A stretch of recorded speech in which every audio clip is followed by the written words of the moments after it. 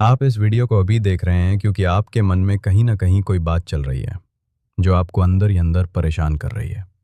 एक ऐसा कार्य जिसे आप जानते हैं कि आपको करना ही है, लेकिन जब भी आप इसके बारे में सोचते हैं, आपका दिमाग कुछ और करने के लिए हजार बहाने ढूंढ लेता है। यदि आप मुझे ठीक 14 मिनट या इस वीडियो की जितनी भी अवधि है उतना समय दें, तो मैं आपको हमेशा के लिए टाल मटोल की आदत को खत्म करने का तरीका सिखाऊंगा। और देखिए, मैं किसी और बेकार से स्व सहायता तकनीक की बात नहीं कर रहा हूं जिसे आप एक हफ्ते तक आजमाएंगे और फिर छोड़ देंगे। मैं आपके तंत्रिका तंत्र के पूर्ण पुनर्प्रोग्रामिंग की बात कर रहा हूं। एक ऐसा गहरा बदलाव कि आप यहां से अपने जीवन के कठिन कार्यों के प्रति पूरी तरह से अलग दृष्टिकोण लेकर जाएंगे। मैं अच्छी तरह समझता हूं कि कैसा लगता है। आपको लगता है कि आप आलसी, कमजोर और अनुशासनहीन हैं, लेकिन एक चौंकाने वाली सच्चाई जानने के लिए तैयार हो जाइए। काम टालने का इच्छा शक्ति से कोई लेना देना नहीं है। ये आपके मस्तिष्क की एक ऐसी प्रणाली के बारे में है जो पूरी तरह से गड़बड़ हो गई है। और अगर आप अभी मुझे अपना पूरा ध्यान दें, बिना रुके, बिना अपना फोन देखे, बिना कुछ और किए, तो मैं गारंटी देता हूं कि आप यहां से इन न्यूरोलॉजिकल पैटर्न को हमेशा के लिए बदलने का तरीका जानकर जाएंगे। लेकिन वीडियो शुरू करने से पहले मैं आपसे अनुरोध करता हूं कि चैनल को सब्सक्राइब करें, वीडियो को लाइक करें ताकि चैनल अधिक लोगों तक पहुंच सके, और नोटिफिकेशन बेल को चालू करें ताकि आप भविष्य के कंटेंट को मिस ना करें। अब वीडियो पर वापस आते हैं। पहला अध्याय, सबसे बड़े झूठ का नाश। चलिए सबसे पहले उस सबसे बड़े झूठ को तोड़ते हैं जो आप हर दिन खुद से बोलते हैं। मैं आलस की वजह से काम टालता रहता हूं। बिल्कुल गलत। काम टालना आलस्य नहीं है। दरअसल ये एक खास तरह का छिपा हुआ डर है जो आपकी जानकारी के बिना ही आपके जीवन को बर्बाद कर रहा है।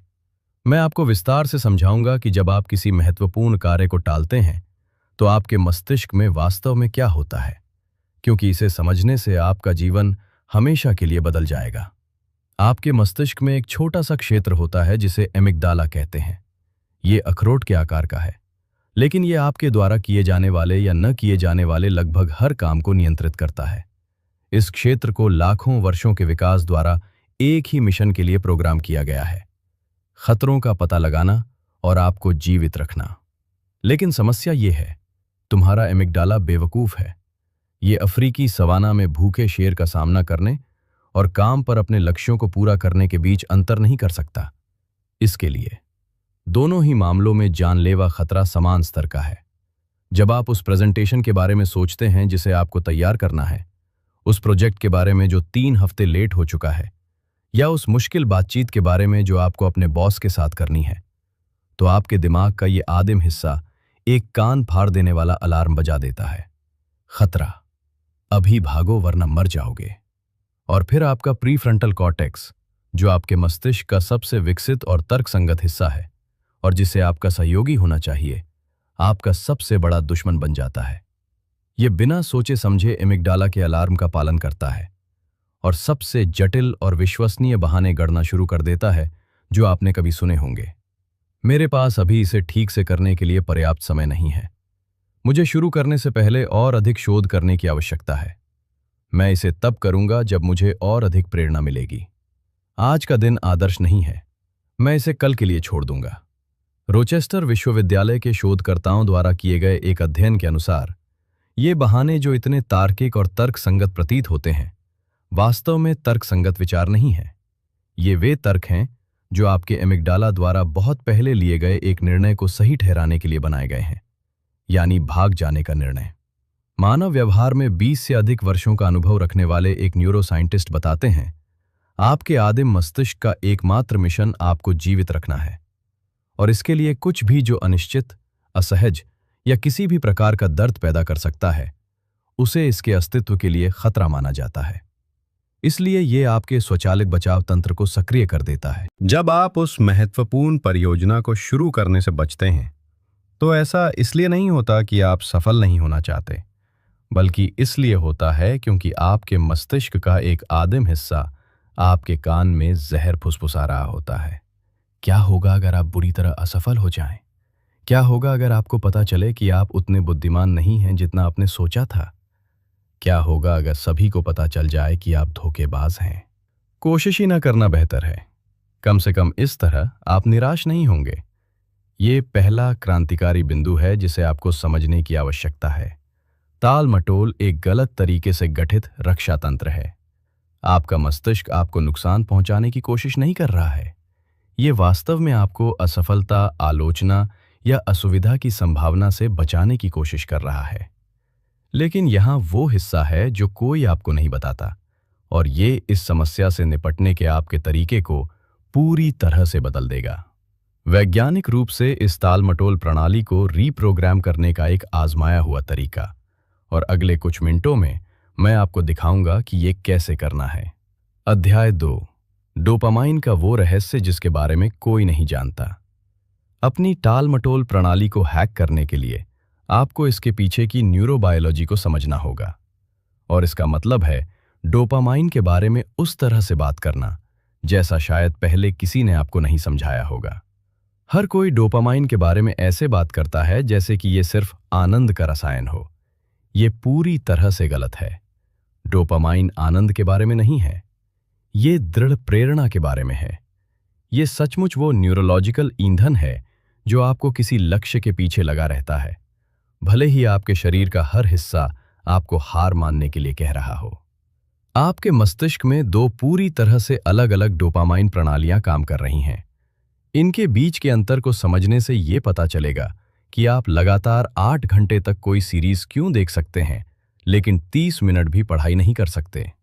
पहली प्रणाली, फेजिक डोपामाइन। ये विस्फोटक व्यसनी शिखर होते हैं जो आपको आवेगपूर्ण तरीके से कार्य करने के लिए प्रेरित करते हैं। ऐसा तब होता है जब आप काम करने के बजाय किसी रैंडम वीडियो पर क्लिक कर देते हैं। यही वो चीज़ है जो आप घंटों इंस्टाग्राम स्क्रॉल करते रहते हैं। यही वजह है कि आप अपना डाइट प्लान तोड़ देते हैं, शराब पीते हैं और बेवजह खरीदारी करते हैं। System 2, tonic dopamine. ये वो निरंतर प्रवाह है जो आपको किसी काम पर शुरू से अंत तक ध्यान केंद्रित रखने में मदद करता है। यही डोपामाइन आपको 400 पन्नों की किताब उठाकर अंत तक पढ़ने के लिए प्रेरित करता है। यही वो चीज़ है जो आपको शांत बैठने, ध्यान केंद्रित रखने और प्रेरित रहने में सक्षम बनाती है, बिना हजारों अन्य दिलचस्प चीज़ों के आपको विचलित किए। यहीं पर लगातार काम टालने वालों की समस्या आती है। फेज डोपामाइन पूरी तरह से टॉनिक डोपामाइन को हाईजैक कर लेता है। ये ऐसा है जैसे कोई गार्डन होज लगातार आपके महत्वपूर्ण कार्यों के लिए प्रेरणा दे रहा हो, लेकिन कोई उसे बार बार बंद करके अन्य अधिक दिलचस्प तत्काल कार्यों के लिए इस्तेमाल कर रहा हो। स्टैनफोर्ड विश्वविद्यालय के एक शोधकर्ता जो 1 दशक से अधिक समय से न्यूरोप्लास्टिसिटी का अध्ययन कर रहे हैं बताते हैं, आधुनिक मस्तिष्क लगातार ऐसे उद्दीपनों से घिरा रहता है जो हमारे रिवॉर्ड सिस्टम को हाईजैक करने के लिए डिजाइन किए गए हैं। Social media, games, video, notifications, ये सभी क्षणिक डोपामाइन स्पाइक्स उत्पन्न करने के लिए अनुकूलित हैं। और अब आता है सबसे डरावना हिस्सा। जब भी आप इन इच्छाओं के आगे झुकते हैं, तो आप सचमुच अपने मस्तिष्क को इस तरह से रीप्रोग्राम कर रहे होते हैं कि वो केंद्रित और उत्पादक कार्य के बीच स्काई तात्कालिक संतुष्टि को प्राथमिकता दे। अध्याय 3, अपने डर को नाम देना। मैं चाहता हूं कि आप एक पल रुकें और उस काम के बारे में सोचें जिसे आप टाल रहे हैं। अब ईमानदारी से उत्तर दें, इसके पीछे डर क्या है? क्या आपको इस बात का डर है कि आप काफ़ी अच्छे नहीं हैं? क्या आपको इस बात का डर है कि आप उतने बुद्धिमान नहीं हैं जितना आपने सोचा था? क्या आपको शुरू करने और उसे पूरा ना कर पाने का डर है, या फिर दूसरों द्वारा आका जाने का डर? अपने डर का नाम बताइए और उसे लिख लीजिए। और बात यह है, जब आप हाथ से लिखते हैं तो आप मस्तिष्क के एक अलग हिस्से, मोटर कॉर्टेक्स को सक्रिय करते हैं, जो कि इबिक सिस्टम से जुड़ा होता है। इससे अमूर्त चीज़ों का भय दूर हो जाता है और वे ऐसी ठोस चीज़ में बदल जाती हैं जिसका आप सामना कर सकते हैं। अज्ञात भय दीवार पर विशाल छायाओं की तरह होते हैं जो आपको लगातार सतर्क रखते हैं। लेकिन जब आप इस भय को बाहरी रूप देते हैं, तो आप तर्कहीन और भावनात्मक प्रक्रिया को अपने तार्किक और तर्कसंगत प्रीफ्रंटल कॉर्टेक्स में स्थानांतरित कर देते हैं। अपने डर को नाम देना ही टाल-मटोल की आदत को तोड़ने का पहला कदम है।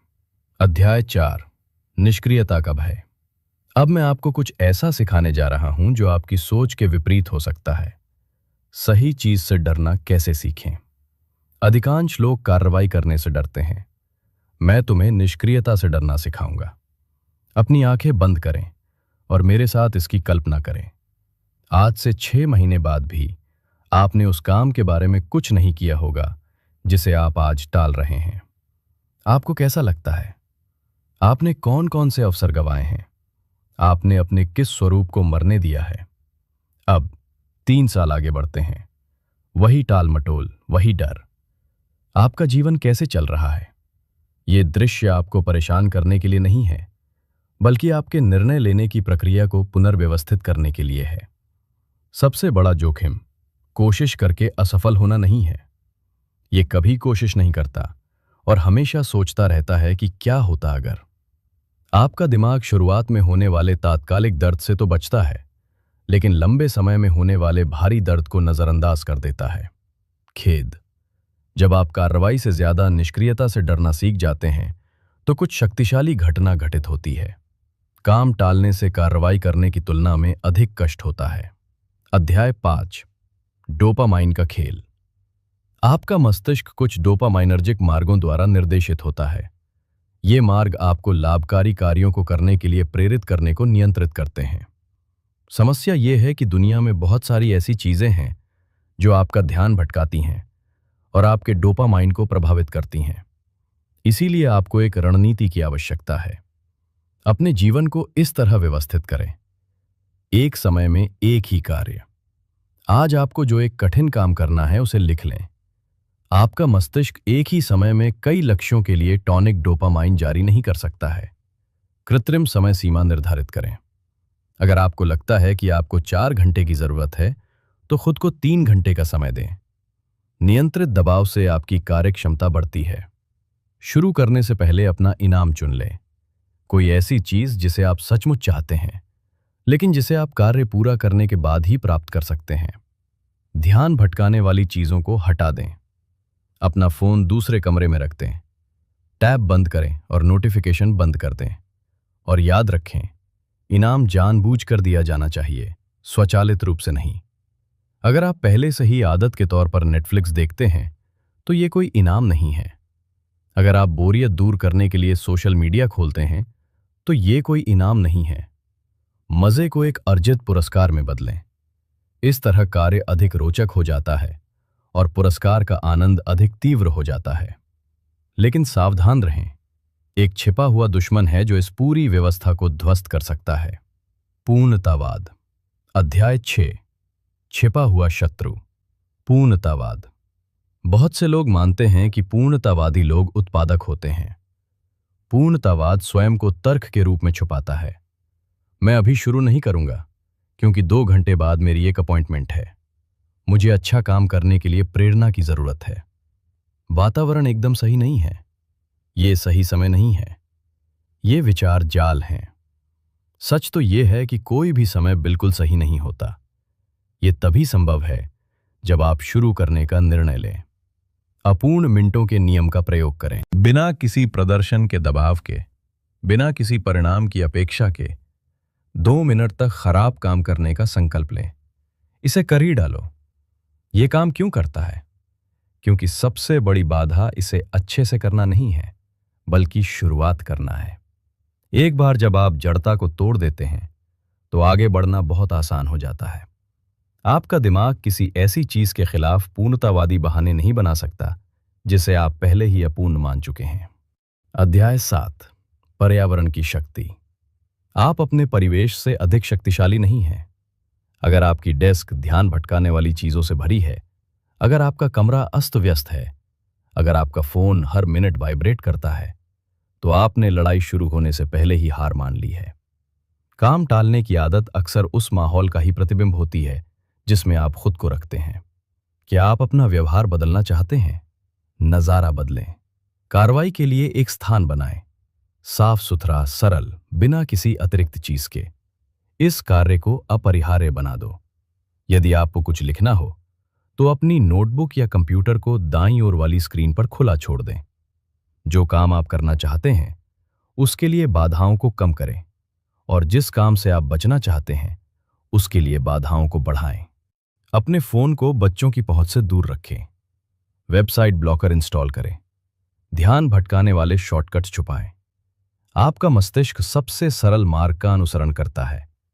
यदि आप ऐसा वातावरण बनाते हैं जो कार्रवाई को सुगम बनाता है और पलायन को रोकता है, तो टाल मटोल अपनी शक्ति खो देता है। अध्याय 8। स्पष्टता का नियम। काम टालना आलस्य नहीं है।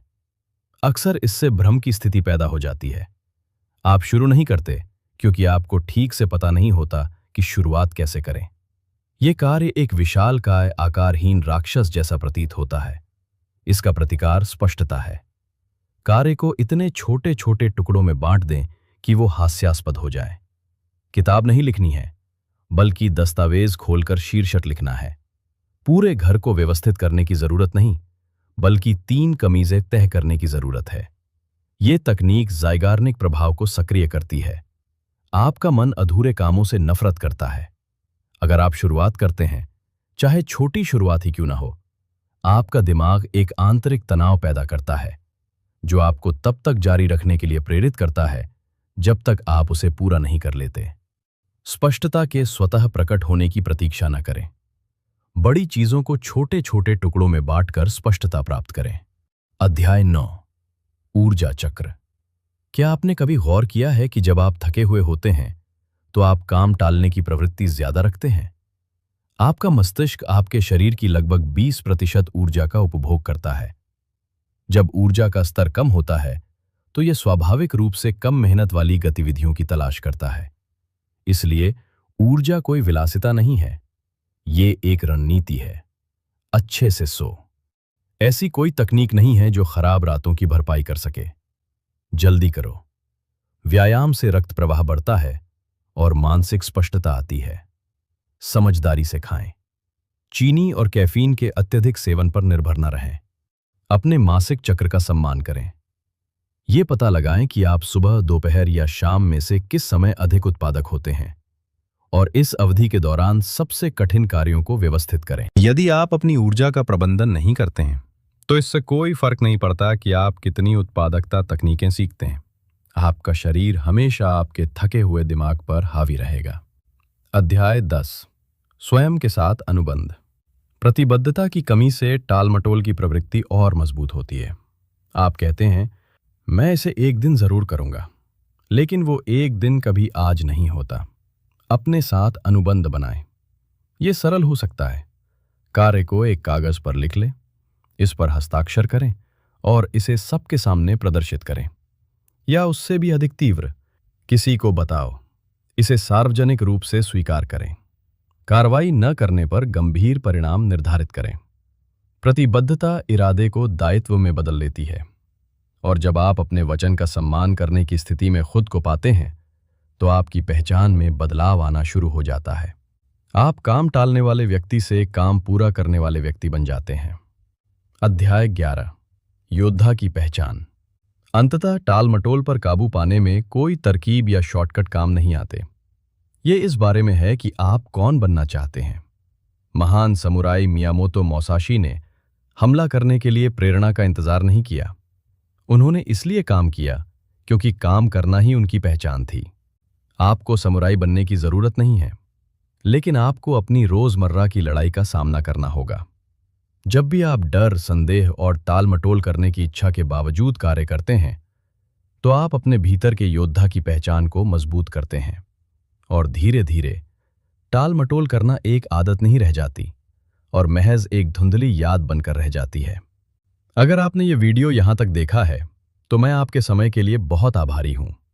मैं आपको आपकी स्क्रीन पर दिखाई दे रहे इस वीडियो को देखने के लिए भी आमंत्रित करता हूं। मुझे पूरा यकीन है कि आपको इससे मूल्यवान सबक मिलेंगे। उपस्थित रहें, सम्मान के साथ चलें, रास्ते का अनुसरण करें।